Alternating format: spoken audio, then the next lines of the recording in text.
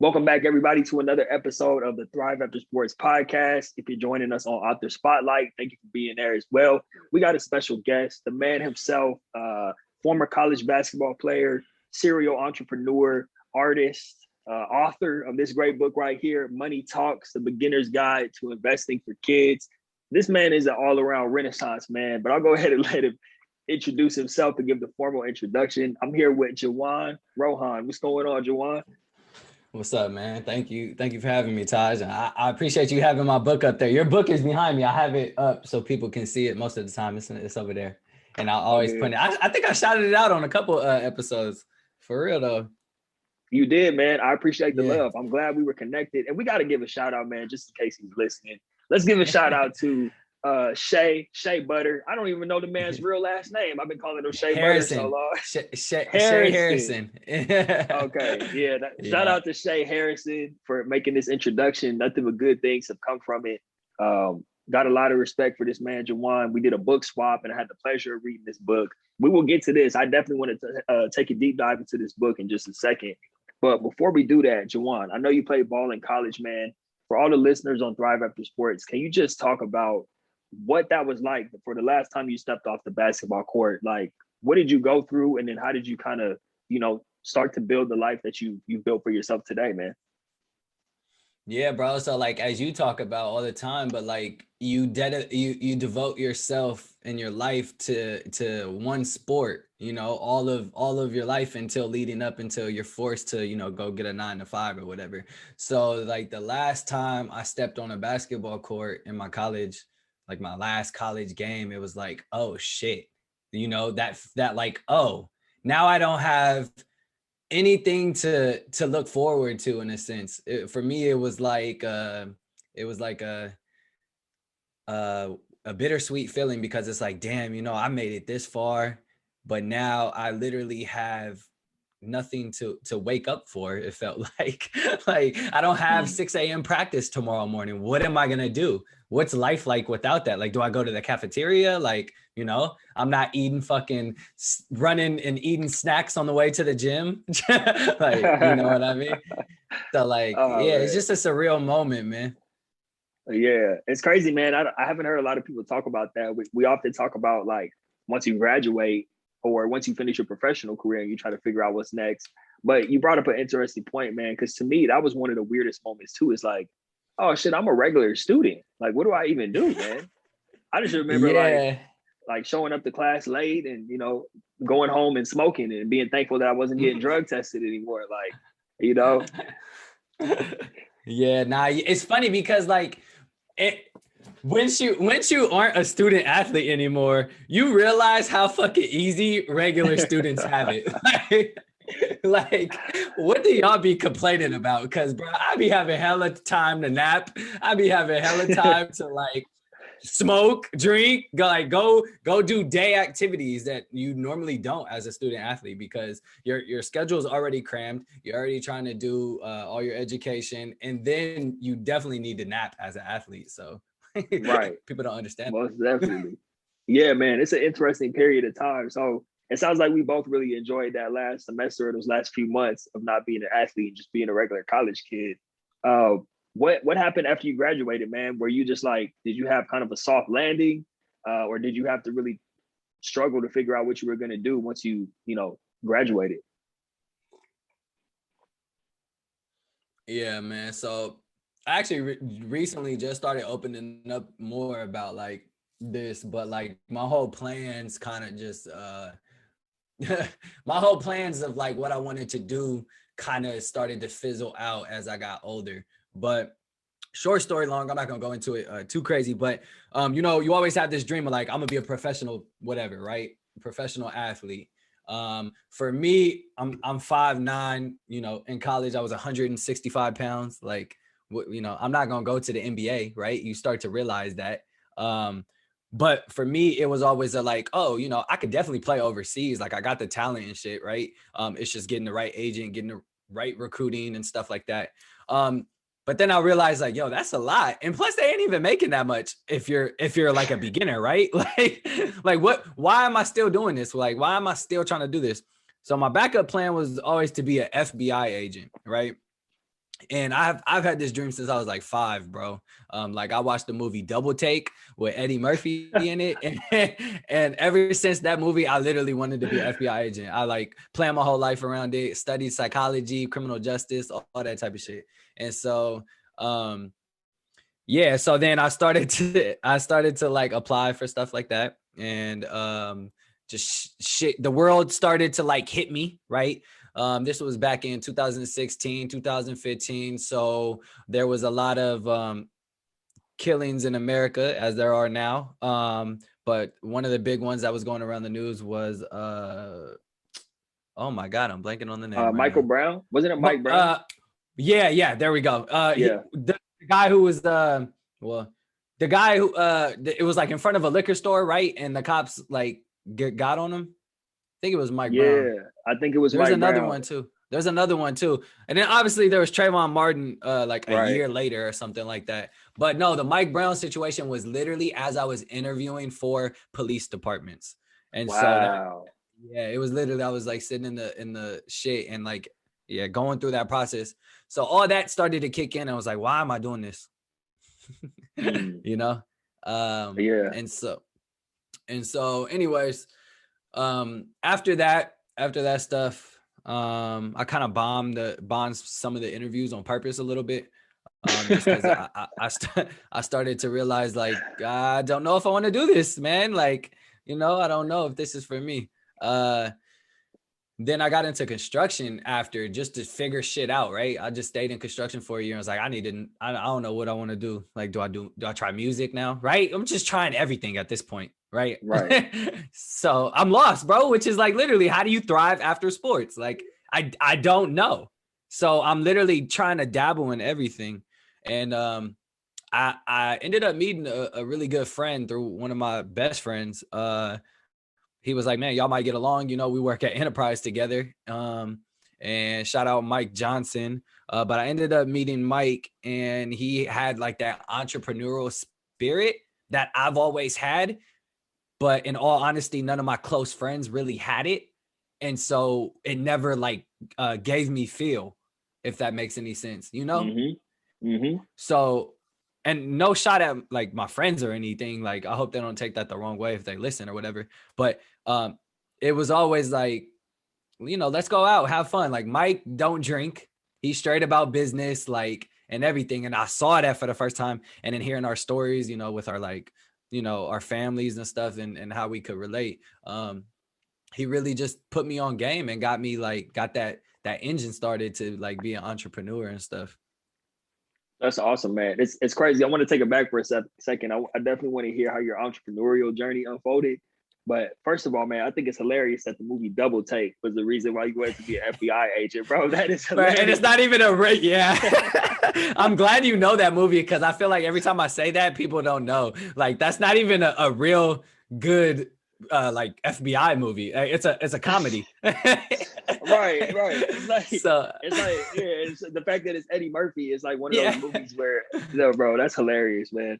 And it's funny too. I never wanted to be a FBI agent, but I did consider going into law enforcement after college. You just made me think about this, man. I haven't even talked about this before, but I had the same thing. And for me, it was like, man, I was just really doing it because I didn't know what else to do. I didn't have the dream of like being an FBI agent like you did. I was like, man, I guess I'll go be a cop, and then before I think I was applying to the academy, and I did the same thing. Like, subconsciously, I just kind of like I sabotaged it. You know what I mean? Because I didn't really want to do it.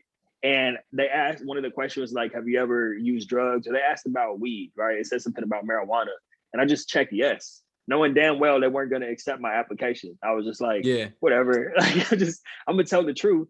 But then again, when I think about it, I don't want to be a cop like busting kids for smoking weed, because I damn sure is going to be the cop who might be rolling up something on my lunch break. So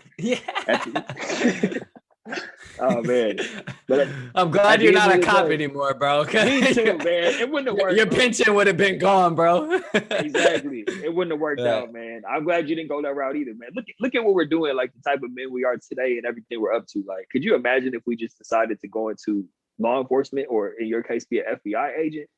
I mean, don't get me wrong. Bro, so go ahead. No, what were you about to say? No, I was gonna say, don't get me wrong, bro. You probably be a dope FBI agent, but then you wouldn't be able to do all the other things you're doing. That's all I wanted to say. That yeah, like the time, like in the police force, they work 4 10s, right? So you work 4 days for 10 hours straight, and then you have the other 3 off. Like you are working, right? And then as a rookie cop, you got to go on overtime, right? You got to get that money, first of all, because as a rookie police officer in some cities, they don't pay you enough. But in the cities I was looking at, it was really good income, actually. But anyway, side note, you touched on something super important, because now I'm actually really about to open up for you. All right. You were saying how, like, when you had checked the box that you smoked weed. So honest to God, I got fucked over by 2 police forces.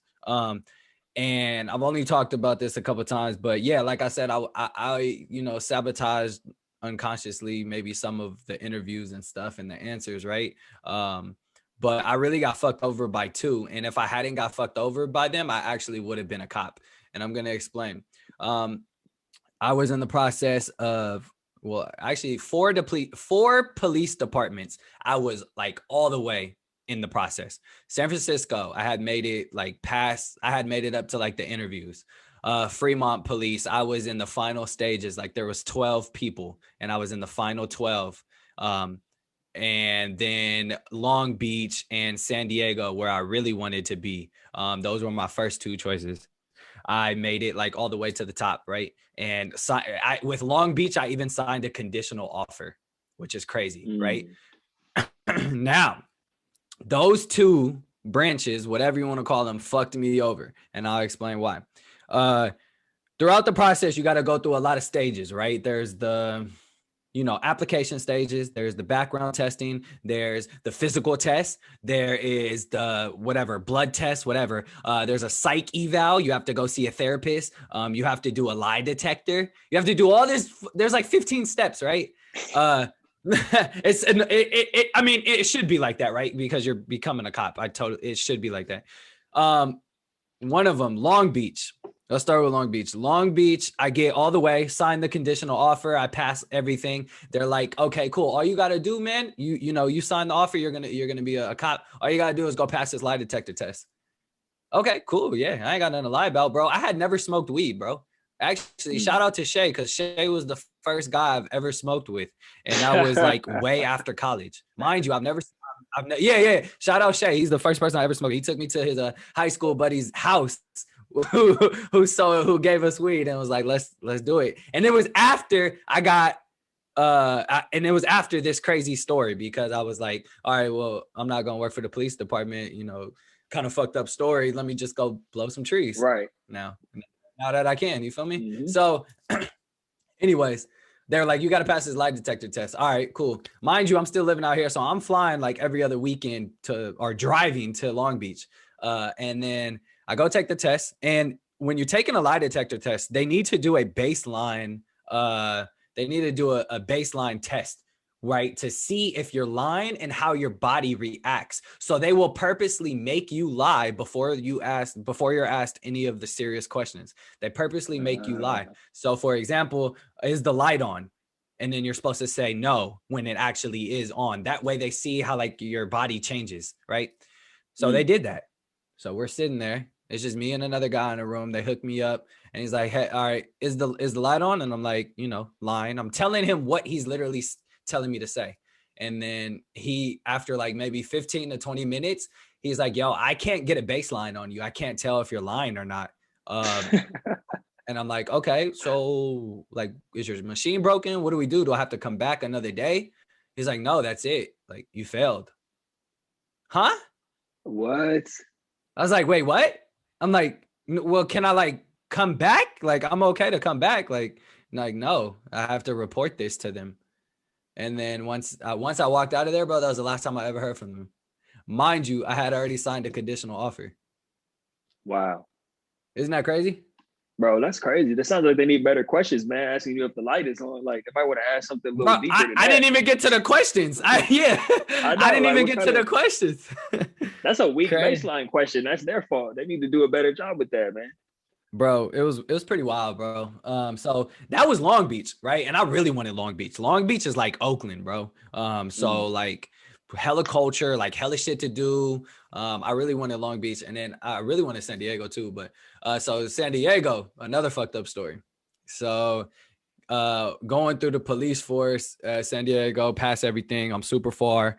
They're about to present me with the fucking conditional offer or whatever. All I got to do is get a yes from this therapist.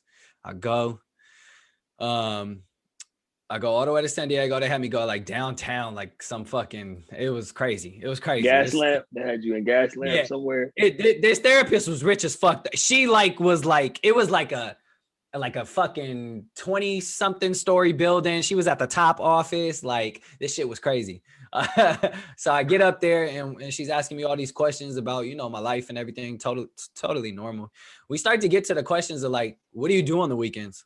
Right. And you know me, I'm a super honest person. That's why I'm telling you the story right now. Like, I have nothing to hide. So what do you do on the weekends? All right. At this time, I'm about 22. Me and Shay and a couple of other friends are going out every weekend, bro. Like that right. Was we're fresh out of college. We are 22 years old looking for ladies. What do you expect? Like, yeah. So I'm honest. All right. You know, we go out on the weekends. She's like, oh, okay. Well, you know, how much are you drinking? You know, like, and she's like, to be considered like alcoholic or a drunk, you know, you're not supposed to have more than 4 drinks per sitting, whatever you want to say. And I'm like, oh yeah, okay, cool. I was like, yeah, we probably drink about 4, 4 to, yeah, like around there on the weekends. And she's like, how often are you drinking? I like, like maybe I was thinking like Thirsty Thursdays. We sometimes do, right? in my head, I'm like Thirsty Thursdays sometimes. So I'm like, nah, no, definitely Fridays and Saturdays. So I was like, maybe three times a week, right? And she's like, oh, okay. Check. Oh, you can't see me, but I'm over here writing on my imaginary notepad. She's writing down the notes like, okay, cool. It seems like you drink a lot, you know, you won't be able to do that with the police force. I'm like, yeah, no, duh. Like, like no fucking duh. And I'm sitting here like, how do I like, okay. And she's just like, yeah, you know, honestly, I don't know if this is for you. I'm like, what are you talking about? Like, and so we just, you know, she keeps asking me questions, trying to figure out like, okay, well, do you drink like when you're at home, like during the daytime or like, you know, just trying to like figure if I'm an alcoholic. I'm like, yo, I am 21, 22 years old, fresh out of college. Like I'm partying. Right. And I'm trying to get into this workforce. Obviously I know you have to change your life, and so, yeah, long story short, I didn't get that, bro, based on that psych eval. Hey. Well, thank God, man, because you got on to do some great work. That's what I wanted to get into also, because you said that, I think you said his name was Mike Johnson, right? That's the dude, that's the boy you connected with. So tell us a little bit about how he gave you the entrepreneurial bug, man. Like, what was that introduction to entrepreneurship like? And then how did you start it out and just continue to build from there? Yeah, bro. So, I kind of got that, So he was working at Coca-Cola when we met, or he was working at Enterprise and then he went to Coca-Cola, and it was a really good paying job. And it was like, all right, I got security, I got a 401k now, I got all that good stuff, right? We started thinking about wealth, right? And I was like, oh shit, cool. And he just started putting me on. And then one day he came to me and was like, yo, like, you heard of this app Turo? And I'm like, no. I'm like, oh, like, you know, you rent out cars and you can make like passive income. And I'm like, huh. So I look it up and he's like, yeah, like, look at my numbers. This is what I've been doing. I just rented out my Camaro or BMW. He had a 2008 BMW. I'm telling you, we did Turo before Turo was Turo. So like he had a 2008 BMW and he went and bought it for the purpose of Turo and then rented it out and was cash flowing like crazy on a 2008. And we were like, holy shit. So then I was like, all right, bet. Come with me down to San Jose. We went and picked up a 2012 Ford Mustang. It was my first car that I got in the game with. It was a convertible. And then since there, bro, since I started renting it out, that it was over. It was over. I just became like super invested in like, how can I grow? Like, what is this? Like, okay, now I have a business. Now I have one car. How do I get more? And then once you start getting more, you're like, oh, I actually have like a business. Like, how can I like save on taxes? How can I, beat the system with this business. And then you start learning, you start doing your research, and then that's when it kind of set in, bro. Wow. And it's crazy, man. You told me right before we jumped on here, you had just dropped off 2 cars, man. So like you still keeping it running. Yeah, man. Yeah, I think it's it's definitely good for my taxes. But yeah, it's a solid business. It's definitely changed over the years, which I'm actually going to make a video today about kind of just the way Turo has changed over the years, from seeing it like go from like a startup to now commercials, you know, and billboards and shit, and everyone's using it for passive income. So, but yeah, I love it still, and yeah, I'm using it. I've definitely shrank my fleet of cars. Like at one point I had 6, and now I have only 2, because I'm trying to focus on a lot of other stuff and build. You feel me? Right. And then what happened next, man? Because I know that I definitely want to get to the book, but I know there's a lot of steps in between you renting cars and you writing the book. So what did you do immediately after you caught the entrepreneurial bug? What was the next thing you got into? Yeah, bro. It was just keep building, right? And then once we started to get cars, like he had his own business, I had my own business, but he was like, we were like learning with each other and going. So it was like we were one going up and just learning the system. And then he was like, you know what? There's this thing called Airbnb. It's like, ooh, what's that? He was like, it's the same thing, but for homes. It's like, okay, shit. So he started to build his Airbnb. I didn't tap into it. I don't know why I didn't tap into it, to be honest, but I like felt like I was in it because he was in it. Right. So I'm getting all this free mentorship now, which he is selling courses and giving consultations. You feel me? So now he's making money from the game that he learned, but I already have that game because I grew up. I was in it with him. You feel me? So I learned a lot, and I saw how good it was for his bank account and was like, I need to hop on this. And so we actually set up one in LA not too long ago, but we actually recently just took it down because of some LA laws. But and so I started to get into it. Now I'm looking to get into Airbnb. I'm looking at a place in Austin right now and stuff like that.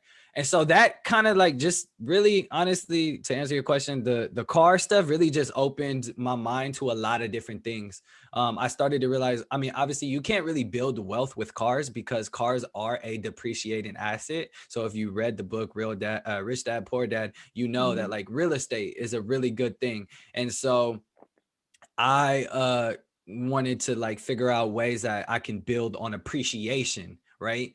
And so I was like, okay, I got to start saving up for real estate. And we almost bought a house together last September, but I had lost my job. And so I kind of just got set back in so many ways, right? I had a kid. So like all my money that I was going to spend on other endeavors, I just saved for the kid. You feel me? Then I lost my job. So that I had like a lot of savings. I was like, okay, I'm not going to go buy a house right now.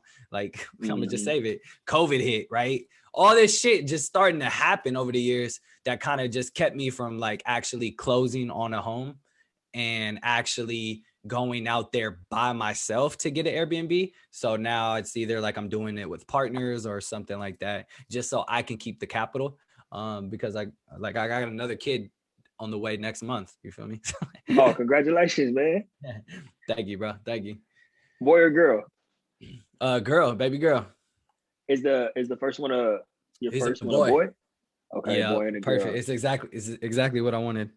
Oh, me too, bro. I want to have the boy first for sure. So he could look out for little sis, man. Congratulations, bro. On that, bro. Thank you. Side note, he just peed in the toilet for the first time yesterday. So there you go. Hey, juice. Milestone. It's a blessing. Yeah. That's what I'm no, it really about. is. You, bro. I felt like I was at a basketball game cheering. Like I was going crazy. I was going crazy. That's awesome, man. See, I didn't even know you had a son. Maybe I don't know if I missed that somehow. But did you write the book for your son? Is that what inspired you to write the book? Yeah, in a way. Yeah. Thank you for showing that. I gotta make sure it's on screen if anyone's watching the video. If you listen to the podcast, tap in and watch the video so you can see me holding up this book so you know what it looks like. But make sure you go and grab this. This was a phenomenal book. I got educated. It's supposed to be for kids. I'm over here like, damn, I didn't know that while I was reading. Yeah. Bro, it's crazy because there's been a lot of adults that actually have bought it for themselves. And so I'll get back to your question, but the book, let's talk about the book a little bit, because the book, when I first released it, I was learning, like this is my first time writing a book, and it was my first time self-publishing. So obviously I did all the research, tapped in with people how I've did it before, and I learned a lot. And the book actually debuted as number one in education, finance, and for hot new releases on a couple different categories. And then it hit number 3 on bestsellers. So I can't say I'm a number 1 bestseller yet, but I'm a number 3 bestseller. You feel me? But right. Which that's I'll take it, bro. Like, you feel me? I wrote this book. During the pandemic, and I was really fueled by one of the podcasts on my podcast. This guy I interviewed, shout out Tiger Toledo. He's a notary, and he had a book, and I was really fueled on writing a book after reading his book. And so he coached me through everything. So shout out him.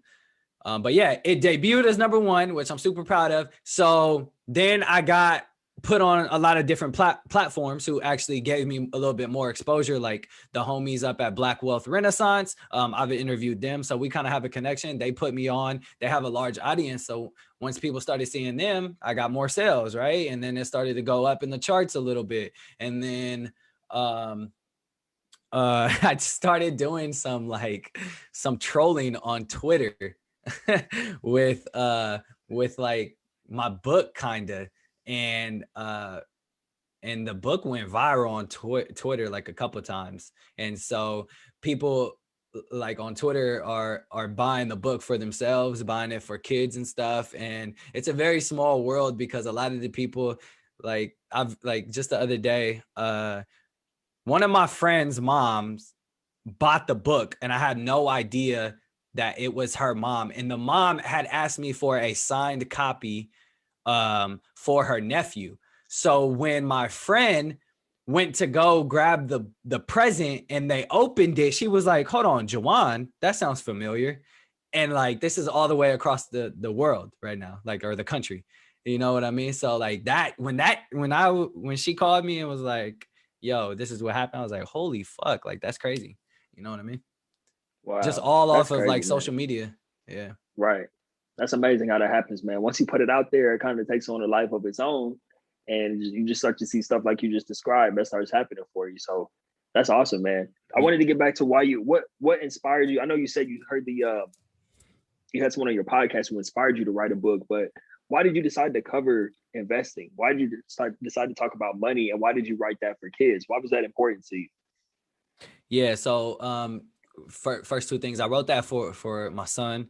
But I also wrote that for kind of the next generation, right? Because growing up, I wish we knew what we knew beforehand, right? Which is the purpose of my podcast, the Misguided Podcast, where we're trying to guide you in a better direction. There's a lot of things that we're told to do by society, or ways we should manage our money and stuff, and spend, but we're not told, especially in the Black community, how to manage wealth, right? Or how to grow wealth. And so my goal, I've always wanted to like figure out, how can I go about teaching financial literacy? And then I was stuck in like, okay, well, I know I want to write a book, but what should it be about? And I was like, well, shit, if I was a kid and I read about like how to start a business, or, how to make money off a lemonade stand, or how to, what the hell is a 401k, how to budget, how to buy a new cell phone at the age of 12. If I had read a book like that, I'd probably be like way better off. I'd be like a millionaire, billionaire right now. Like, you feel me? Right. So me thinking now was like, okay, well, how can I do that? Oh, what's the next generation? Kids, right? Let me write a kid's book. And so that was kind of the feel for it. And then the way I went about doing it, I was like, well, it's hard to get kids to listen, bro. Like, it's hard. Like, especially like, what demographic am I kind of going here for, right? Middle school kids, they're annoying as hell, right? They're going through all these goddamn hormonal changes. They don't like to listen. High school, I might be able to get like, the older class to listen because they're about to go into college and stuff. And then the little kids, they don't have the attention span. So I was like, I got to find an area and I got to find a way to relate to them. So what I did is I sat down with my 11-year-old niece and I was like, what do you like? Just let's write a list. What do you like? And we went over a list and I was like, what don't you like?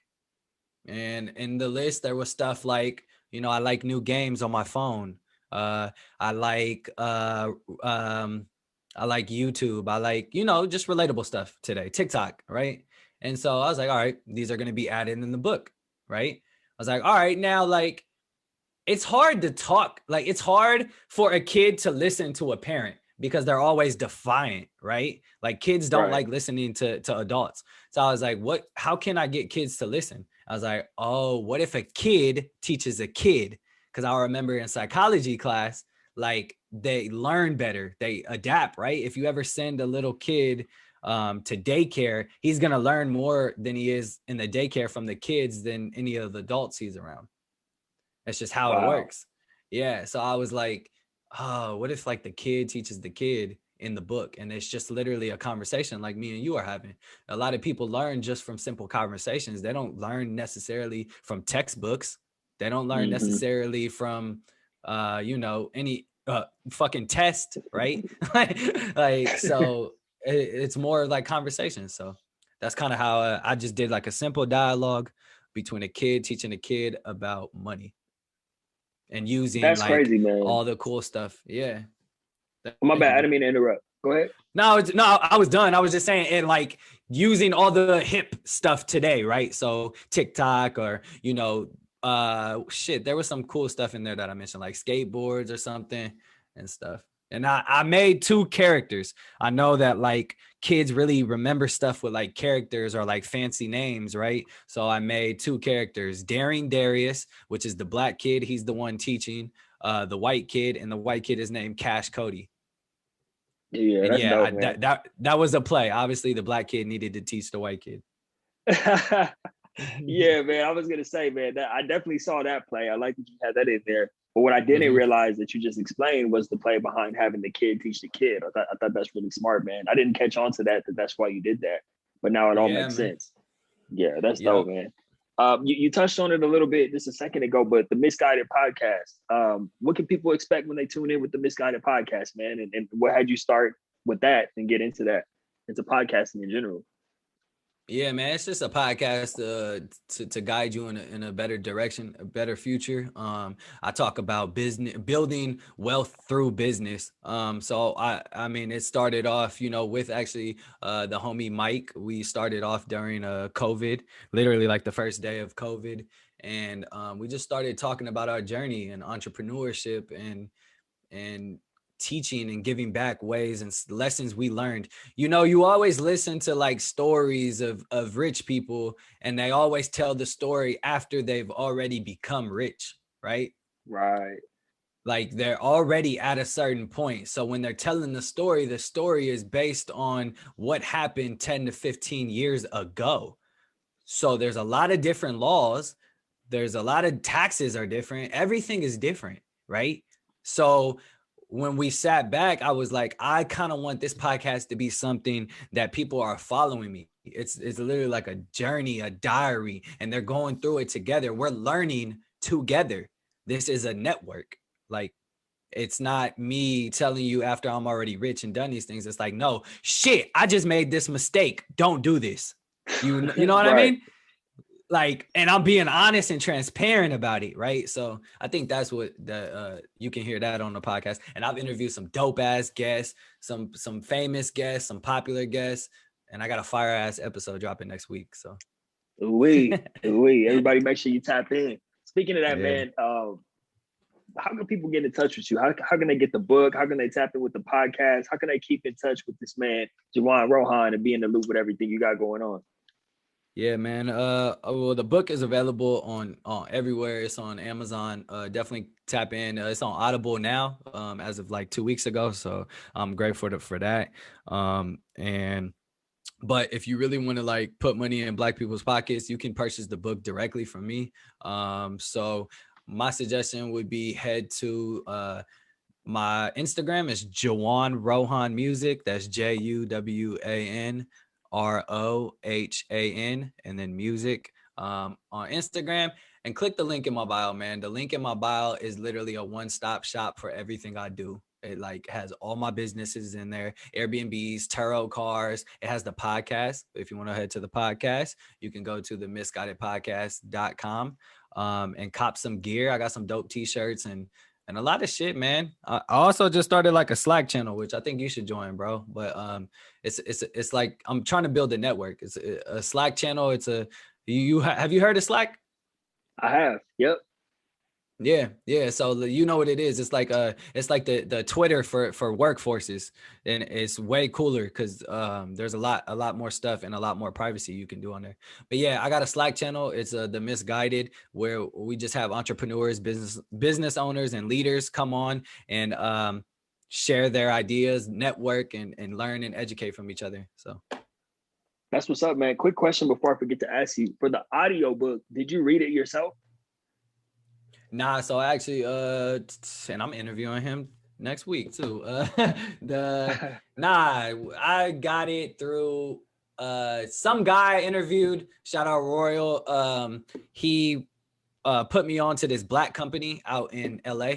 And I listened to his audiobook and I was like, ooh, your shit is dope. Like I ain't never heard of audio book like that with sound effects, like with the nice black voice. Like I was like, put me on.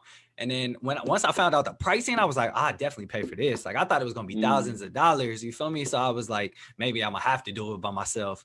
But the company in LA, his name is Anton. I forgot his last name, but he's a famous YouTuber, and he actually owns a company now, like a voiceover company. He did it for me. Oh, that's what's up, man. And you said it's up there live now on Audible? Yep, it's on Audible, and then you could purchase directly from me. So, like I said, go to my Instagram. Sure. Yep, go to my Instagram, and there's a link in there, and it's like purchase the ebook, and I think I have it for like $7, bro. And you literally will get the files from there, and then just download them and put them in your little iTunes and just listen. That's what's up, man. That's dope. Hey, man. Well, we can easily keep this interview going for another couple of hours, man. But want to be respectful of your time. Definitely appreciate you coming on, man. We'll have to have you back because I know we really only scratched the surface. There's a lot more ground we could definitely cover. But I'll just say I'm glad we connected. Thank you for all the work that you're doing, man. The impact that you're having on many different communities. I can't even say the community as if there's just one, but many different lives and groups of people you're impacting. So yeah, man, appreciate your time today, and thanks for all you do, brother. Hey, thank you, my brother. I appreciate you too. Keep doing what you're doing. Yes, sir. All right, everybody. This has been another great episode of Author Spotlight on the Thrive After Sports podcast with Juwan Rohan. Thanks for tuning in with us. Make sure you check the show notes and follow up with Juwan. Go check out the link tree on Instagram. That'll take you where you need to go. We'll see you next time. Yay.